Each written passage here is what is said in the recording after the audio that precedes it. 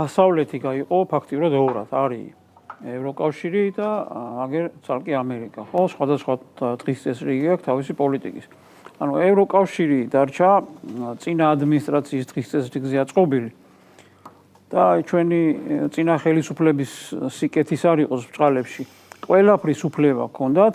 თავარია რომ ამერიკის მაშინდელი ადმინისტრაციის დღის წესრიგი გაეტარებინათ და ისე ემოქმედათ, როგორც მათ უნდათ. ეხლა უკვე აღმოჩნდნენ როგორ მდგომარეობაში, ანუ ყველა ეს თავისი სიკეთეები, თავიანთი კურსი და ის რაღაცა მცდელობები, რისი უფლებებიც ჰქონდათ და სხვადასხვა ქვეყნებში ებატონათ, დარჩნენ ჰაერში.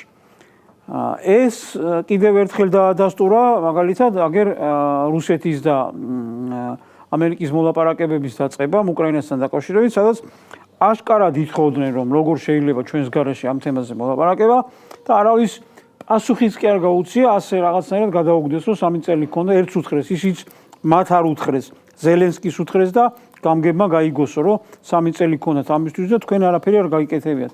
ანუ ეს ამხელა მექანიზმი მახინა, რასაც ევროკავშირი ქვია, უკვე სხვა რელსებზე დგას, შეერთებული შტატები სხვა რელსებზე დგას. ამიტომ მათ ახლა ძალიან გაუჭირდებათ შემოტრიალება, იმიტომ რომ ახლა წარმოიდგინეთ თლიანად LGBT პროპაგანდაზე აწყობილები რო არიან და ამდენ ქვეყანაში ფესვები აქვთ გადმული და ხომ ნახეთ ჩვენ ევროპელი ვიღაცა ჩინოსნების განცხადებები, რომ ჩვენი მხარდამჭერი ამერიკა აღარ არის, თვითონ აცხადებენ ახლა მას ჩვენ ხო არაფერს აღარ ვიგონებთ კაცო. აქამდე ხო გვაბრალებდნენ რომ რაღაცებს ვიგონებდით.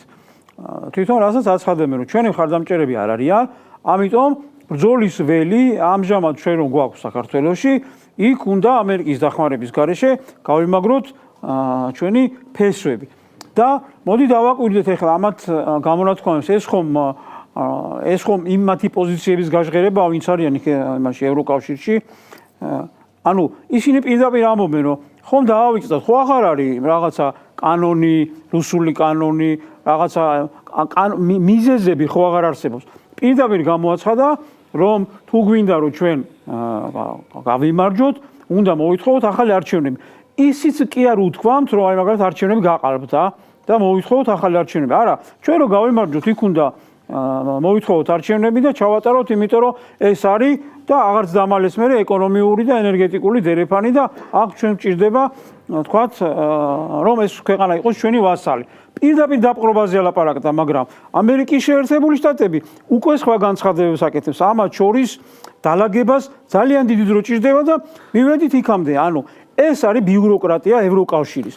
ევროკავშირის ბიუროკრატია და ამერიკის შეერთებული შტატების ახალი ადმინისტრაცია ვერასოდეს ვეღარ შეთანხმდებიან, ეს არის დამთავრებული ამბავი. ანუ ამ მათმა უნდა დატოვონ თავიანთი სავარძლები და სიკეთეები და ეს რა თქმა უნდა გაუჭირდება და ამისთვის ბოლომდე იბრძოლებენ.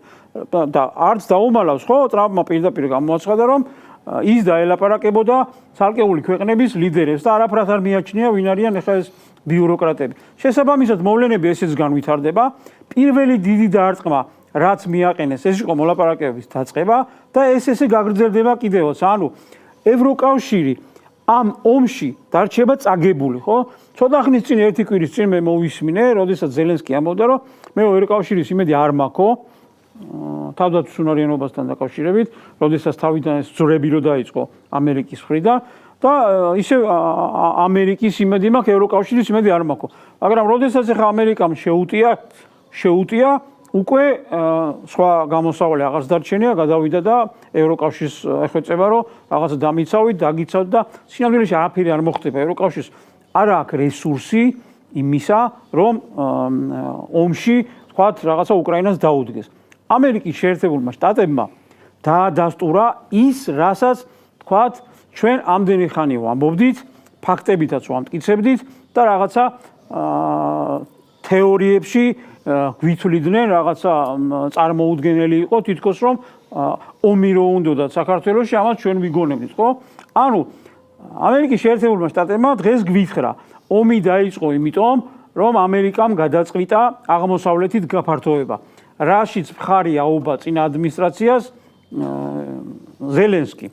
მათ შეეძლოთ, რომ ომი არ დაეწყოთ და მათი მიზანი იყო რუსეთის დასუსტება. ხომ ასია, ერთი სიტყვა ხო არაფერი არც მეტი გვითხოვს და არც ნაკლები.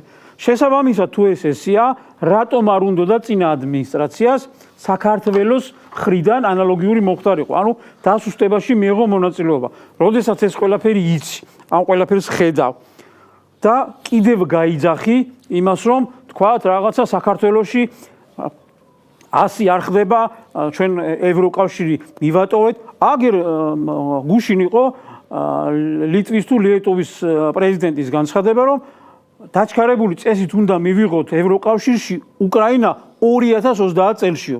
ანუ დაჩქარებული 2030 წელში და ჩვენ გვიპირებდნენ ჩვენ ჯერ 30 წელს სად იქნება, მაგრამ წარმოიდგინეთ თუ დაჩქარებული წესით 6 წელი უკრაინის რომელიც ნახევარი უკრაინა გაწყვიტეს, იმის მიღება 6 წელი ჭირდება, ჩვენ რას გვიპირებდნენ